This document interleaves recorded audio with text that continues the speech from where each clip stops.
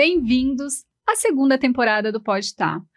Passou a primeira, tivemos várias histórias que deixaram recordações, muita coisa a gente aprendeu, né?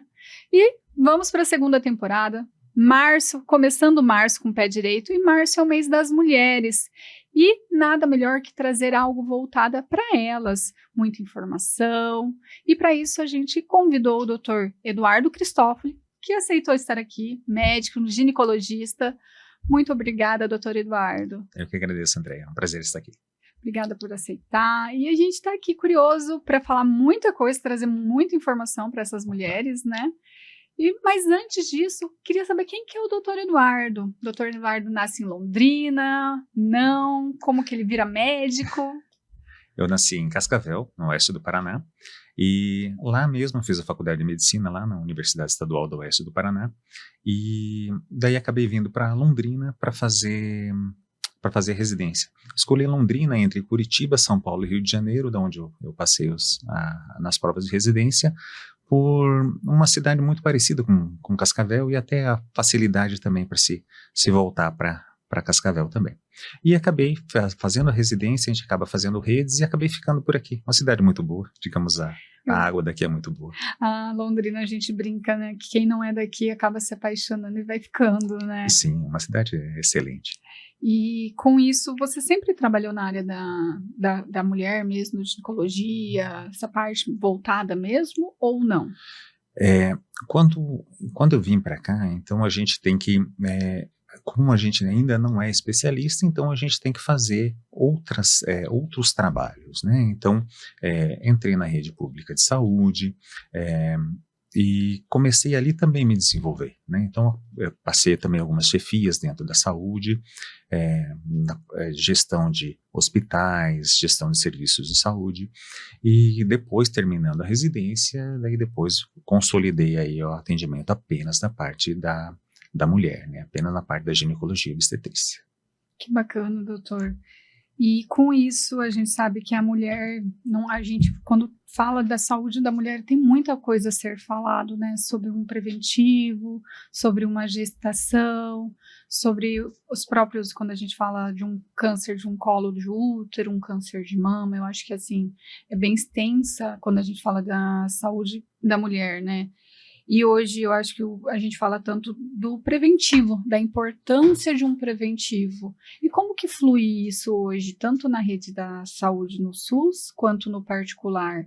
A demanda é grande, as mulheres acabam indo, não indo? Sim, a mulher tem toda a complexidade dela, né? Então a mulher é muito mais complexa do que o homem. Então, até a parte de reposição hormonal, quando a mulher, quando sente, entrando na parte da menopausa, ela vai sentir uma diferença muito importante na vida dela, e ela vai buscar também esse ajuste, né? E ela sente falta de ser a mulher que ela era, né? Então, na parte de reposição hormonal. E isso também deixa, então, toda essa complexidade da parte da mulher. Vindo para a parte de rastreio, né, que toda mulher tem que fazer, que é a parte do rastreio do câncer do colo do útero, nós temos tanto o rastreio que a gente pode fazer pelo SUS, quanto o rastreio que a gente faz particular. O SUS, ele tem adotado agora, e ele evoluiu nos últimos tempos, adquirindo a tecnologia que é o padrão ouro no mundo, né, que é a pesquisa do DNA do HPV de alto risco. Que isso o que faz o câncer do colo do útero é um vírus, né, o HPV. E tanto a imunidade importante para nesse sentido, que existe até uma vacina para o HPV, né? Então é uma vacina, é uma doença que ela é rastreável e ela é prevenível com vacina. Então, se você seguir alguns pontos, você pode até erradicar essa doença. A Austrália está conseguindo erradicar essa doença com um plano de vacinação e plano de um rastreio efetivo, né? Então, esse rastreio pela pesquisa do DNA do HPV de alto risco. A Organização Mundial da Saúde, ela fala em 3 pontos para a gente tornar, então, essa doença uma doença rara, que é uma doença no Brasil hoje aí muito prevalente. Para você conseguir trazer ela para um ponto de doença rara, teria 3 pontos. Vacinar 90% das meninas até 14 anos, né, com essa vacina do HPV, 70% das mulheres entre 35 e 45 anos serem rastreadas com 2 testes de alta performance, que seria propriamente então a pesquisa do DNA do HPV de alto risco, e não apenas o Papa Nicolau, que o Papa Nicolau então é um rastreio por célula. O rastreio pela molécula é mais eficiente, compara-se a sensibilidade de 55% para o rastreio por célula, com uma sensibilidade de 96% para um rastreio aí de HPV, de alto risco. E o terceiro ponto, que a Organização Mundial da Saúde prevê também, seria que 90% das mulheres com lesões precursoras e câncer do colo do útero estejam sendo tratadas. Preenchendo esses 3 pontos, a gente consegue tornar, então, o câncer do colo do útero como uma doença rara em qualquer país do mundo. Hoje, então, no Brasil, ainda se está fazendo, então, a pesquisa na rede pública, vamos dizer assim. Ainda está fazendo o rastreio ainda com células, ainda que é o Papa Nicolau convencional, aquele exame que você faz com um raspado do colo do útero e uma avaliação numa lâmina. Mas ele já tem um sistema que já está caminhando, já tem até algumas leis aprovando de iniciar o rastreio pelo DNA do HPV. Não muda a coleta é muito parecida, né? A coleta também é desconfortável para a mulher que ficar em posição e tudo, mas o método de coleta, ao invés de você colocar numa lâmina, você coloca num líquido. Esse líquido vai para uma máquina e essa máquina, ele purifica esse líquido e coloca nessa lâmina só o que interessa. Então, por patologista que vai olhar essa lâmina depois, uma precisão muito melhor. E também ele já separa dali e passa por uma outra máquina que olha daí se aparecem essas moléculas do DNA do HPV. E uma vez identificada essa molécula do DNA do HPV de alto risco, essa mulher tem que tomar mais cuidado e tem que fazer uns segmentos diferentes. Praticamente, então, a partir dos 35 anos, a mulher está mais sujeita a ter um câncer do colo de útero. Essa idade, assim, é onde mais aparece, mais prevalente as lesões de alto grau. Mas o rastreio para esse tipo de mulher, ela tem que começar o rastreio dela com 25 anos. Então, acaba sendo uma idade bem precoce, né? Porque é jovem ainda, uma mulher de 25 anos, ok. Hoje eu acho que principalmente, não sei como que tá a questão mudou. Eu acho que as meninas ficam mocinhas mais cedo, mudou toda essa questão hormonal também. Eu vejo que parece que as meninas estão amadurecendo mais cedo, virando mulher mais cedo, tipo assim, você vê o corpinho já muda da menina, né? E não sei se isso acaba também influenciando já para essa ser mais precoce mesmo, tudo isso ou não tem... Vamos dizer assim, a sociedade e a mídia, a exposição que elas têm com danças, sabe? Então isso deixa elas às vezes mais estimuladas mais cedo. Então talvez um início mais precoce aí da atividade sexual. Mas mesmo assim, a gente, mesmo essa que começa um pouco mais cedo, se ela não tem alguma outra comorbidade, por exemplo, um câncer ou uma doença de imunidade, propriamente como o HPV, a gente prefere iniciar esse rastreio aí com 25 anos. O que a gente tem como base é um início de atividade sexual basicamente com 15 anos. Então essa como a gente considera como a sexarca, uma média de sexarca. E nesse início, você tem uma exposição muito maior para o HPV. Só que a maioria das pacientes que pegam esse HPV nesse período, ela não vai desenvolver a lesão precursora do câncer. A maioria delas vai pode desenvolver alguma lesão, mas ela vai curar espontaneamente, sabe? Então, por isso tem que tomar muito cuidado com um eventual início de rastreamento para essa mulher muito precoce, porque senão você pode causar outras complicações para ela.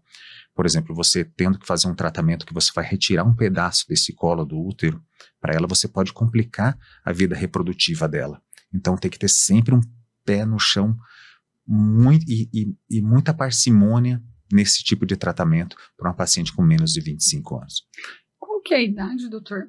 Por exemplo, eu tenho filhas. Sim. Quando elas entrarem, por exemplo, que eu tenho que começar a levar elas para fazer um exame no ginecologista, qual que seria uma idade correta? Porque a gente sabe do pediatra. Eu tenho assim, eu sei que até 12 anos eu tenho que levar elas no pediatra. E qual que seria assim, a indicação para uma mãe, para um pai que tem essas meninas hoje em casa para direcionar para o autocuidado? Não falo nem numa questão sexual, não vai iniciar uma vida sexual, mas para orientação, que o preventivo começa, qual que é a idade? Então, André, a tua pergunta é excelente, tá? Porque às vezes a gente não sabe quando levar essa paciente, né? Você pense o seguinte, se tem alguma coisa errada com essa menina? Tá acontecendo alguma coisa diferente? Ela tá sangrando demais? Ela tá tendo muita dor durante a menstruação dela? Às vezes pode ser um diagnóstico de uma endometriose, às vezes, que essa paciente possa estar tendo, né? Essas dores, essas cólicas durante a menstruação dela, está prejudicando a vida dela, ela não está conseguindo fazer as atividades dela, não está conseguindo ir para aula, não está conseguindo fazer esporte, não está conseguindo socializar por causa disso. Então, às vezes, esse momento, você está percebendo que isso está acontecendo, ou se ela está tendo um sangramento muito aumentado, tem que levar no ginecologista para fazer um rastreio, saber o que está acontecendo. Está apresentando um corrimento, será que ou propriamente iniciou também uma atividade sexual. Então também é o momento também de passar com o ginecologista. Que daí vai receber as orientações, né? Sim, e o rastreio adequado. Né? Porque a gente pensa assim, né? Ai, mas é uma criança. Mas eu vou falar por mim mesmo. Eu tive endometriose. Eu fui mocinha muito cedo. Eu fui mocinha com 9 anos, muito precoce. E eu lembro que o fluxo durou 3 meses, assim, sem cessar. E eu tinha uma cólica, assim, muito, muito, muito alta. Só que tinha um agravante. Eu era uma criança. Então, eu chegava no hospital e eles falavam assim, não, ela é criança, ela tem que ir para o hospital infantil. Daí a gente ia para o hospital infantil. Não, mas isso é um problema ginecológico. Então eu voltava. Eu lembro que teve uma noite, de verdade, que minha mãe foi comigo de um hospital para o outro, até ela falou assim, não, alguém tem que atender. Vocês têm que resolver. E daí realmente ele fez uma ultrassom, porque existem exames que quando é muito novinho não pode ser feito devido, claro, né? E daí foi identificada uma endometriose. E a minha primeira cirurgia de endometriose, ela foi, se eu não me engano, com 12 anos, que foi uma videolaparoscopia. Naquela época já era não era tão invasiva, que eram 3 furinhos para cauterizar, então assim, daí fiz um tratamento, na época eu não tinha plano de saúde, fui tratada pelo SUS, não tenho o que reclamar, porque na época eu fui direcionada para o HC aqui em Londrina, e eles têm um atendimento muito especializado, a parte da endometriose, todos os remédios na época eram remédios caros, porque eram remédios hormonais. Então, assim, eu consegui tudo pelo SUS. Então, assim, as pessoas que falam assim, eu não vou fazer porque eu não tenho dinheiro para pagar uma consulta. Mas nós temos hoje, eu acho que o Brasil é o único país, inclusive, que não cobra. Que, tipo assim, a gente paga o INSS ali, a gente paga essa parte, mas nós temos uma assistência real. Porque, por exemplo, quando a gente fala de Estados Unidos, se você não paga um seguro, você não é atendido. Se você chegar no hospital, você vai pagar a conta do hospital, você paga o seguro, porque simplesmente eles não te atendem.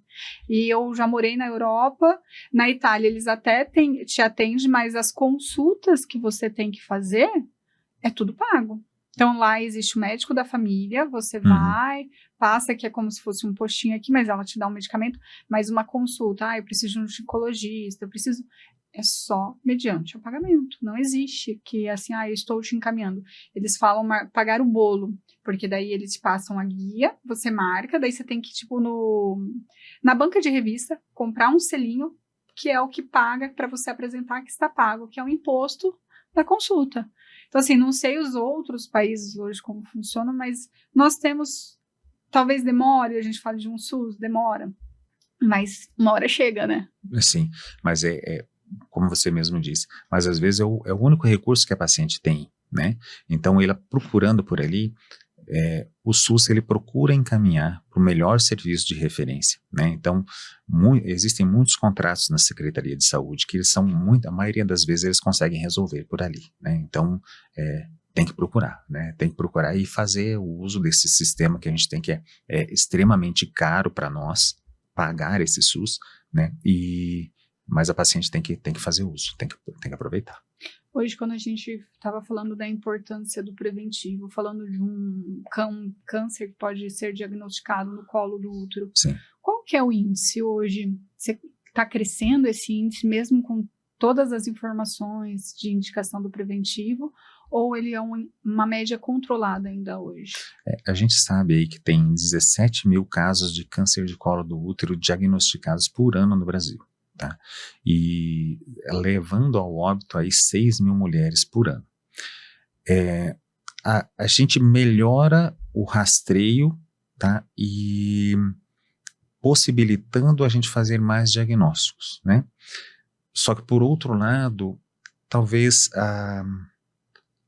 a conscientização, talvez de você ter que procurar esse tipo de rastreio, de fazer esse tipo de exame, talvez é o trabalho que você está fazendo também, né? De mostrar isso num podcast, isso vai atingir muitas pacientes. Mas muitos pacientes pensam assim, não estou sentindo nada, não preciso procurar o ginecologista, não preciso fazer o rastreio.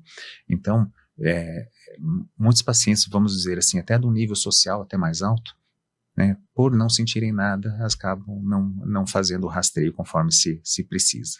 Existe um sintoma, por exemplo, ou não necessariamente existe, só quando ele está avançado mesmo? O grande ponto, o seguinte, muito obrigado. O grande ponto é o seguinte, é uma doença que ela é muito, não apresenta sintomas até ela ficar um pouco mais grave, né? Já está mais evoluída. Então a gente fala assim, quando tem sintomas, a gente já fica já um pouquinho mais assim. Mas que sintomas a gente teria que pensar no caso de uma lesão já um tanto mais evoluída?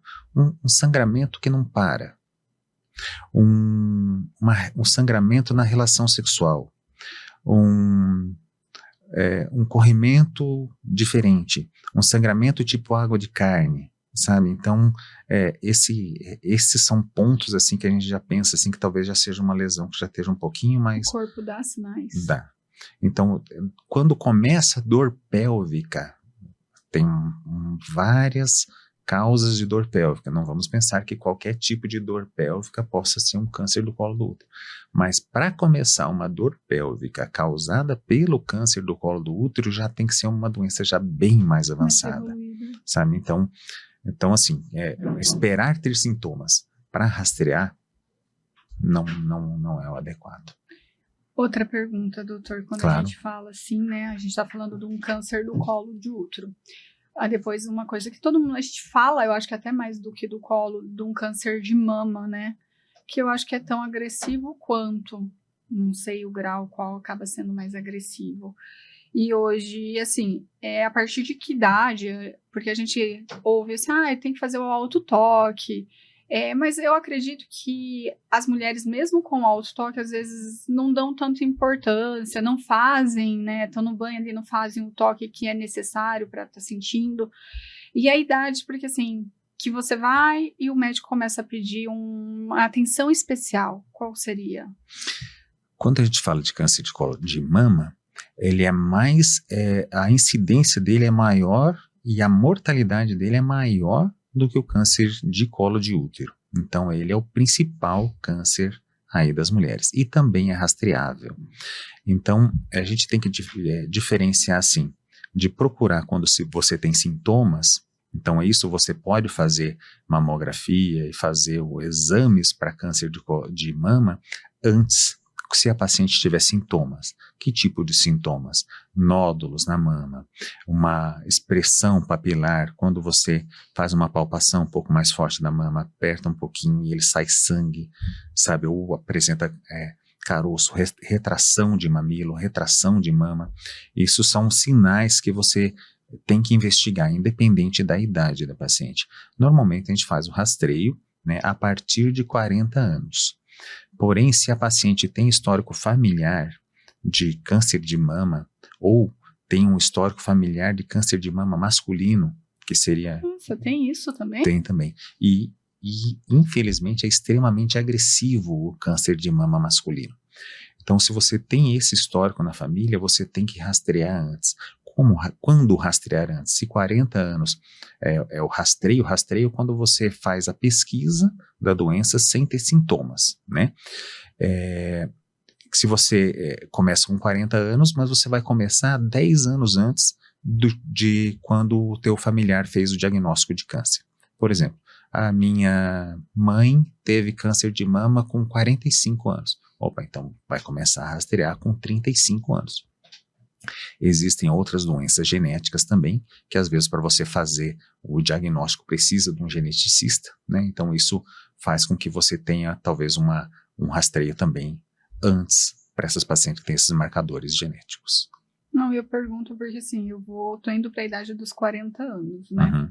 E daí a bateria de exames que a gente acaba fazendo normalmente, acabei indo no médico, daí ele pediu tudo, e daí eu achei que eu tava entrando numa menopausa, porque de família, como eu também fui mocinha muito cedo, né, tive o ciclo muito cedo. Uhum. Minha mãe, se eu não me engano, ela entrou na menopausa com 42, 43 anos, foi bem precoce também. E eu percebi que o meu ciclo começou a espaçar. Daí eu falei assim, e vai mudando algumas coisas no corpo. Então a gente fez toda uma bateria de exames, vou ter o retorno agora na próxima semana. Uhum. Mas assim, eu já vejo que vai mudando a questão do corpo, a questão da disposição, então... Irritabilidade bastante. Então eu falei, oxe, tem alguma coisa errada aqui. Então, daí foi aonde... Mas por quê? Porque eu me conheço. E nem toda mulher tem esse autoconhecimento, né? Talvez por falta de informação, na questão da criação, algumas mulheres mais velhas são mais retraídas, que não se autoconhecem, então acho que o autoconhecimento também é muito importante para gente, tá na hora de eu procurar um médico, tem alguma coisa que não tá legal, então vamos, né? Existem os sintomas clássicos, né, dessa parte, assim, que você está caminhando para uma falência hormonal, né? Sintomas vasomotores, como aquele calorão que incomoda muito a mulher, né? Então, até certo tempo, as pacientes eram consideradas como normal, ela está tendo calorão, é normal. Vai apresentar também irregularidade menstrual, né? Então, às vezes, a menstruação não vem durante 3 meses, aí depois quando vem todo aquele volume, vem em pouquíssimo tempo, vem um monte de sangramento. Queixas de relação sexual, diminuição de libido, irritabilidade e dificuldade para dormir, né? São os principais sintomas que a gente vê assim num paciente que está caminhando aí para entrar na menopausa, né? Que a gente chama de período de climatério. E tudo isso, e a paciente sente dificuldade ou sente falta da mulher que ela era. Ela passou qualquer coisa ela está explodindo, qualquer coisa ela está chorando, ela não consegue mais dormir. Então, sabe, esse tratamento muitas vezes que a gente direciona, tem pacientes que podem tratar e tem pacientes que não podem tratar com o hormônio, mas qualquer coisinha que você possa fazer para você ajudar esse tipo de paciente nesse sentido, com hormônio ou sem hormônio, que nós podemos tratar também sintomas de climatério sem hormônios também. Tem? Tem. Você, até pacientes com câncer de mama, né, algumas pacientes passam comigo, já são direcionadas também até pelos próprios oncologistas, são direcionadas para mim para fazer esse acompanhamento de climatério, por causa dos sintomas que elas têm devido à própria queda hormonal que elas têm devido à quimioterapia e tudo, sabe? E qualquer coisinha que você faça, de você trazer ela um pouquinho mais próximo da mulher que ela era, nossa, ela fica muito feliz. Muito, a gente muito brinca, feliz. né, que aos 40 a mulher tá num auge, né, de feminilidade, de autoconhecimento. Até esses dias conversando com a minha mãe falou assim, você tá chegando aos 40, você vai ver que é a melhor fase da vida da mulher. Só que daí tem todas essas questões que a gente precisa ter esse equilíbrio, né? E hoje em dia, as pacientes estão deixando cada vez mais tarde para ter filhos. Então, às vezes, é nesses 40 anos que elas começam a ter filhos, né?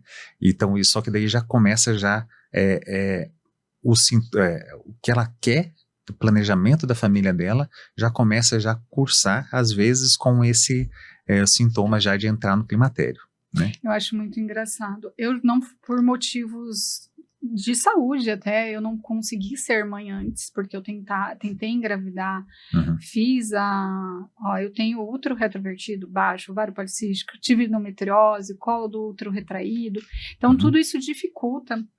Tive a parte da obesidade, porque eu sou bariátrica, então eu fiz a cirurgia com 28 anos, então tive uma perca de 40 quilos, para você ter uma ideia, Nossa, foi considerável.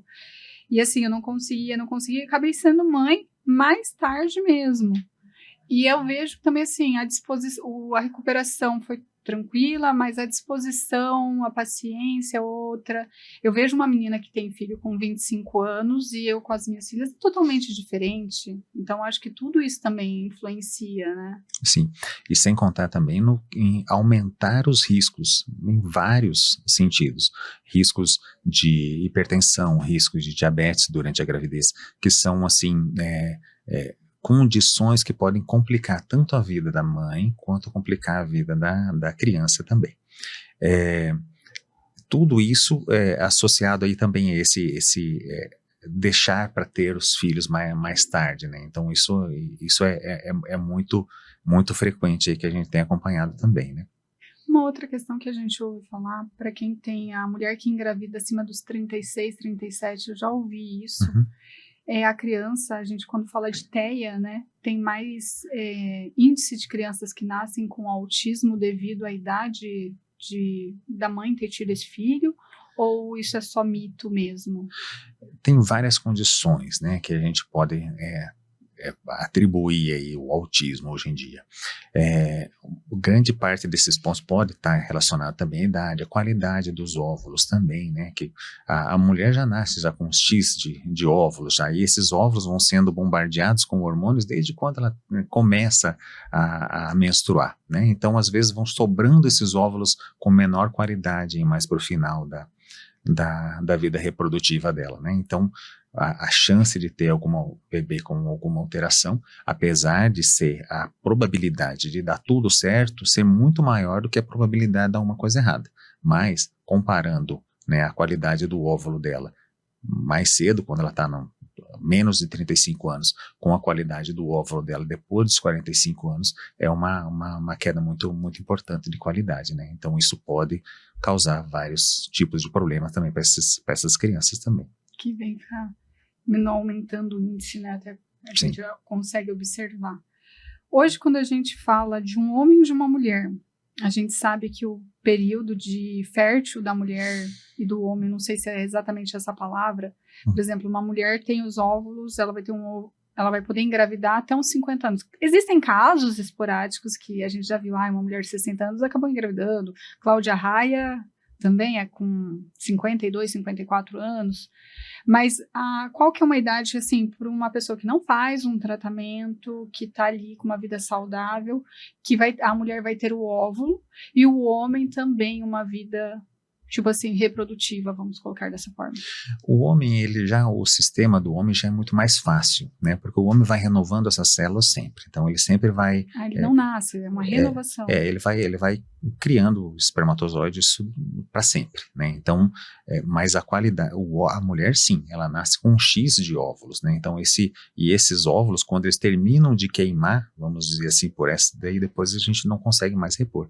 Então, a nossa sociedade está exigindo da gente cada vez uma condição melhor, uma condição financeira, e a gente querer buscar um local profissional mais acima, então a gente está deixando para ter os filhos mais tarde. Então, para as pacientes que desejam esperar mais tempo para ter filho, não, quero terminar meu doutorado, meu pós-doutorado, quero morar X tempo na Europa e depois quero voltar para depois ter filho. Opa. Então, se ela quiser diminuir as complicações, talvez, e garantir que vai poder ter filho mais cedo, a gente recomenda aí, muitas vezes aí, o congelamento desses óvulos aí antes, né? Que daí é feita a retirada desses óvulos e eles têm um tempo que eles duram para ser usados ou é vitalício? Não, eles ficam muito tempo lá congelados lá em nitrogênio. Só que daí, então, o que você aproveita? Você aproveita a qualidade do óvulo quando você fez a coleta, né? Então, você deixa para ter o filho muito mais tarde, mas a qualidade do seu óvulo é daquela de quando você fez a coleta. Então, por isso, favorece quem tem, então, lá pelos seus 50 anos e vai ter o filho devido com uma FIV, né, uma fertilização in vitro, com o óvulo coletado quando ela tinha menos de 35. Então, isso, a qualidade desse bebê fica muito melhor, né? Olha, interessante, para quem, às vezes, igual o doutor falou, não quer, agora eu quero me posicionar profissionalmente, eu quero evoluir, e tem condições, porque também eu acredito que não seja um processo barato de um congelamento de óvulos, né, que possa procurar esse recurso, até para ter depois um óvulo melhor, uma gestação mais saudável, acaba sendo, né? Sim, e muitas mulheres, vamos pensar assim, alguma outra complicação, mas eu não vou poder ter filho por um problema no colo do útero, ou se eu tiver filho vai complicar para ela. Mas às vezes o objetivo da vida dessa mulher era justamente ter filho, sabe? Então, e você ceifar isso da vida dela, né, às vezes você falar para ela, não, você não vai poder ter filhos. Se ela não quiser ter filhos e não ter filhos, tudo bem. Mas ela querendo ter filhos e ela não puder ter filhos, e você bloquear isso para ela, isso é muito ruim. Eu tenho pacientes, por exemplo, que têm lesões no colo do útero, que se não tirarem esse útero como um todo, elas têm uma chance muito grande de evoluir com câncer. Mas as pacientes estão cientes, né, disso, né, mas o objetivo da vida delas é, mesmo que corra um risco maior, mas elas querem ter filhos. Sabe? Daí é o livre-arbítrio, né, mas sabe, decisão. então, às vezes a gente tem que colocar na mesa, vale para mim viver 70 anos, ou vale para mim viver 60 anos, mas deixar minhas sementes, né, deixar minha família, né? Então É uma decisão que a pessoa tem que tomar por si própria, né? O doutor, eu acredito, como médico, tem que dar as opções. Sim. Falar, ó, isso é assim, mas cabe a você. Tem que conscientizar, ela tem que Exatamente. saber o risco que ela está correndo, né? Mas a gente também, né? Até eu acho que é isso que fez eu fazer ginecologia, eu acho, né? Que é a vida, né? essa complexidade da mulher, que você, muitas vezes, que é todo o amor que essa mulher tenha, a possibilidade dela gerar outras vidas, sabe? Que deixam a ginecologia muito, muito interessante, né? Tem que deixar isso mais na mão dela. apaixonante, né? Muito apaixonante. Eu falo assim, eu quis muito ser mãe, e realmente eu cheguei a ouvir de médicos que eu nunca ia ser mãe. Falei, olha, são várias complicações, assim, 100%, 1% vai acontecer. E hoje eu tenho 2 filhas totalmente saudáveis, graças a Deus. E eu falo que o gerar é diferente. Eu acho que só quem gera realmente consegue entender. Porque eu estava até conversando isso ontem com meu namorado. E a gente estava falando da diferença de um amor de um pai para uma mãe, né? Porque a mãe, a partir do momento que sabe que está grávida, aquele amor já transborda, a gente começa a sonhar. Até porque, assim, eu vou falar por mim, eu tive um primeiro aborto antes da gestação. Foi algo que me doeu. Não, tipo assim, não estava nem formado, mas eu já amava e doía meu coração. Então, assim, e o homem, ele já é diferente. Ele ama, ele sai, tá grávido, fica animado, o pai e tal, acompanha, vê ali. Mas o amor mesmo do pai, a gente vê que transborda na hora, nasce, quando pega, quando materializa, né? Justamente. É diferente da mulher. Por mais que você fale assim, coloca a mão aqui, tá mexendo. Ele sente, mas ele não consegue entender a dimensão daquilo. E por isso que eu falo que as mulheres que realmente sonham com isso, tem que passar sim, tem que ir atrás. Fácil, não vai ser difícil. A maternidade, a gente romantiza ela, né? A gestação, né? Ai, pensa que vai ser igual a novela. Não, desculpa o termo, é uma bosta. É 50 mil exames, é enjoo, não dorme bem, às vezes complicações, umas tem, outras não, né? Sem contar que é um período muito tenso, né? Não. Será que o meu bebê tá bem? Exatamente. Né? Será que tá tudo bem? Será que, né? Nossa, parou de mexer? Ai, meu Deus, o que tá acontecendo? Não, eu queria, se eu pudesse, principalmente quando eu tive um aborto, daí na primeira gestação veio tanta insegurança, e eu queria fazer ultrassonografia, se eu pudesse fazer todo dia para ver se estava bem, porque até os 6 meses não mexe, Então você fala assim, não, vai ter, é uma por mês, daí você fica ali, muda o hormônio, muda o corpo da mulher, daí vem as questões, eu vou amamentar, não vou, a cobrança da sociedade, e as mulheres que não querem ser mãe, tá tudo bem também, Tudo bem, e eu não tem problema nenhum. respeito, então assim, eu acho que vai de cada uma, o cuidar, não cuidar, a importância também da mulher que fica grávida, de fazer o acompanhamento, né, desde o Pré-natal direitinho. começo, porque é importante tanto para a saúde da mulher, quanto a do bebê, né? Sim. O que a gente tem observado, né, muitas vezes, que às vezes a paciente, justamente por isso, por querer ver, né, então ela faz um monte de ultrassom, mas não faz o controle do pré-natal adequado, não faz os exames de laboratório. Então ela viu tudo que pode ser visto, ela viu e está tudo bem, mas só que as coisas que não são visíveis, talvez ela não cuidou de maneira adequada. É uma lei fazer hoje o preventivo no acompanhamento pré-natal? A gente recomenda que faça pelo menos 7 consultas de pré-natal, para você poder dizer que tem um pré-natal bem feito. Bem assistido. Daí muitas vezes, mas tá tudo bem, o bebê tá mexendo, não preciso ir, sabe? Poxa. Existe ainda um índice alto de mulheres, principalmente quando a gente fala de uma classe C e D, que talvez tenham menos informações, meninas que engravidam, a gente vê essas meninas que engravidam muito cedo, né, de famílias mais carentes, que não fazem esse acompanhamento. Existe, tem bastante. E daí, quais são os riscos de um não acompanhamento adequado que acontece nesses casos? Tem um risco muito grande propriamente de perdas, né? E se tem um momento que a saúde da mulher é fragilizada, é durante o período da gravidez. Então, a perda de um bebê é uma tragédia, mas a perda de uma mãe nesse momento é uma tragédia em dobro, sabe?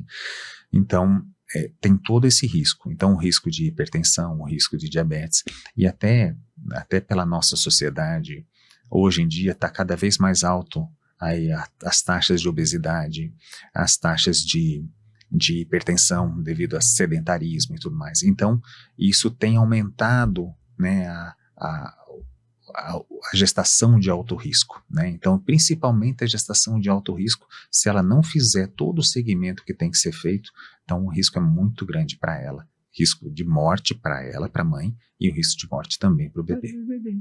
A gente falou da questão da obesidade, né? Uhum. Hoje tá a canetinha do Mounjaro tá na mão de todo mundo, Sim. Né? Hoje o Mounjaro, ele já virou um acesso livre. Dentro do Brasil precisa das receitas, mas independente de receita ou não, todo mundo está usando. Uhum. E a gente tem acompanhado muitas matérias que tá fazendo um milagre, a mulherada tá engravidando após o uso do Mounjaro aí, que ele tá quase um ajudante de fertilização. Mas por quê, doutor? Quando você tem obesidade, a obesidade é uma doença metabólica, né? Então você vai ter vários problemas com os hormônios da mulher. Então, para ela ter um hormônio de qualidade, para ela poder ovular, né, ela precisaria ter um hormônio de qualidade, vamos dizer assim. Um dos tratamentos, o que causa muito obesidade, também é a síndrome dos ovários policísticos, né? Então, muitos pacientes acreditam que não vão engravidar por terem síndrome do ovário policístico. Inclusive, um dos tratamentos para síndrome do ovário policístico é diminuição de peso e tudo mais. Aí ela começa a usar essas canetas, né? Então, seja o Ozempic, o Mounjaro, e ela perde peso. Ela perde peso, ela diminui então essa taxa de hormônio que não é efetivo e facilita então, passa a facilitar a gravidez para ela. Então, ela tem que estar consciente que ela vai fazer o uso dessas canetas que vai aumentar a fertilidade dela, né?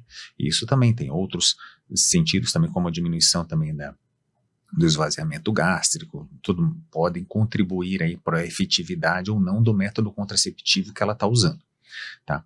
Aí a gente entra no perigo da gente engravidar usando essas canetas, já que não é recomendável que você faça uso dessas canetas durante a gravidez. Se você está planejando engravidar, então a gente recomenda que você pare pelo menos 2 meses antes de você tentar engravidar, se você está fazendo uso dessas canetas.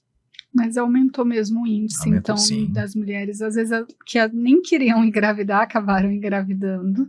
Ou não acreditavam que ia engravidar justamente por causa dos ovários policísticos e por causa da obesidade. Elas nunca cuidaram de maneira efetiva, algumas, né, nunca cuidaram de maneira efetiva da método contraceptivo. Mas, de repente, metabolicamente, ela ficou melhor, porque perdeu peso, diminuição de tecido,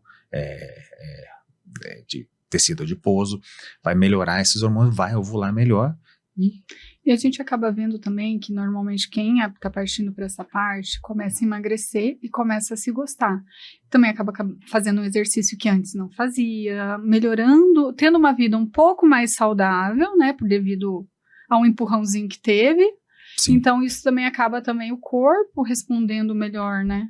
Sim, sim. Isso, em geral, está sendo uma melhora muito grande aí na saúde da população. Deixa de ser hipertenso, deixa de precisar de medicação aí para diabetes, né? Então, só controlando essa parte. E claro que esses tratamentos também são tratamentos para diabetes também, né? E acaba melhorando esse sentido. Acaba melhorando toda essa parte, né, doutor? Hoje, se fosse para você chegar e deixar uma mensagem para as mulheres mesmo, em modo que do jeito que você vê, enxerga que estão os atendimentos, como estão as mulheres, que mensagem que você deixa para essa mulher que está vendo esse podcast?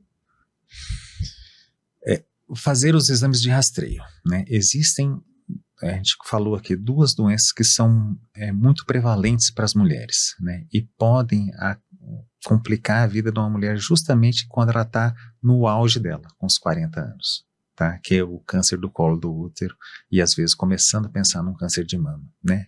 Então, faça os exames de rastreio que você tem que fazer, né? Alguma queixa a mais, sangramento na relação sexual ou sangramento exagerado, procure o ginecologista, sabe? Faça os cuidados, faça toda a prevenção. Vamos pensar, você tem um carro, né? Muitas vezes a gente cuida do carro, vai fazer as manutenções do carro bonitinho para não deixar o carro estragar, né? Para a gente não muda muita coisa. Vamos fazer as manutenções direitinho, passe em consultas, não espere às vezes ter muitos sintomas para você procurar o ginecologista, né? Tendo sintomas, claro, procure antes. Não tendo sintomas, faça os exames regulares, passem por consultas periódicas. Eu acho que é isso, doutor. Eu acho que a gente, de um modo breve, né, a gente falou um pouquinho de cada situação hoje da saúde da mulher, a importância do autocuidado, dos exames, né, ir ver pelo menos uma vez por ano um preventivo que tem indicado. Então, agora com o rastreio molecular, né, voltando, né, que a gente estava falando na pesquisa do DNA, favorece até a gente a fazer o rastreio, porque uma paciente que não tem outras comorbidades, que tem um sistema imunológico adequado, às vezes ela pode fazer essa coleta e só coletar de novo daqui 5 anos. Nossa, então acaba sendo não é que vai passar no ginecologista só daqui 5 anos de novo. Tem que ir todo ano do mesmo jeito. Sim, mas não para fazer esse exame de rastreio, entendeu? Aí para você cuidar de outras coisas, né, para ver se contigo tá tudo bem. Mas esse exame da pesquisa do DNA pode deixar mais tempo. Ele acaba sendo como uma manutenção do pós-câncer, né? Porque normalmente quando você tem câncer, você tem que fazer uma manutenção até 5 anos e depois vai espaçando para ver se ele não tem tendência a voltar, não tem alguma coisa assim? Tem, isso. Alguns cânceres a gente faz assim, né? Então a gente passa toda a parte de tratamento, cirurgia que precisa, quimioterapia, e depois você tem que manter um segmento aí determinado tempo. Na verdade, você vai sempre manter uma vigilância sempre maior para esses pacientes que tiveram câncer. Esse exame, então, poxa, imagina, se você ter que submeter para fazer esse exame só a cada 5 anos, fica muito mais fácil, né? Passar com um ginecologista sem precisar fazer de novo a coleta do preventivo, é bem mais fácil. É aquela coleta que é desagradável, é desconfortável, não é desagradável, é desconfortável, porque ela não dói, mas não é a melhor coisa do mundo. Se pudesse evitar, né? Mas o homem também tem o lado dele, que também tem que fazer os exames de autocuidado, né? Eu acho que o ser humano tem que se cuidar. Tem. E às vezes a gente nessa vida tão corrida, tão frenética, a gente vai deixando, postergando, mas a gente não posterga a entrega de um trabalho, a gente não posterga ir no cabeleireiro, mas o autocuidado às vezes, né, doutor? A gente acaba deixando a gente mesmo para o segundo plano. Exatamente. Doutor, muito obrigado pelas informações que você trouxe aqui para nós, por dividir o seu conhecimento, né? E para quem quiser procurar o doutor, onde que acha? Pode me procurar com o meu nome mesmo na internet, né? Você pode achar também em www.br, né, doutoreduardocristófoli.com.br, né? Eu tenho um site também que tem várias matérias para orientações, para conhecimento de vários sintomas ginecológicos. Dá para procurar no site lá também, vocês conseguem ver bastante coisa também por ali. E ali também tem canal de comunicação, tem até o WhatsApp para entrar em contato comigo também, via também esse site nosso. Então, gente, não é por falta de informação, aí tem muita informação. Depois, durante, quando sair aqui a matéria, vocês vão ter todos esses sites, então é só clicar em cima, vocês vão ser direcionados também. Doutor, obrigada mais uma vez. Eu que agradeço o convite, tá? E estou sempre à disposição de vocês. Muito obrigada. Gente, é isso aí, voltamos com o Pode Tá, março está começando, vem muita coisa boa aí no mês de março para vocês, muita informação. Mês das Mulheres, já deixo aqui o meu feliz Dia das Mulheres para vocês e até semana que vem. Tchau, tchau.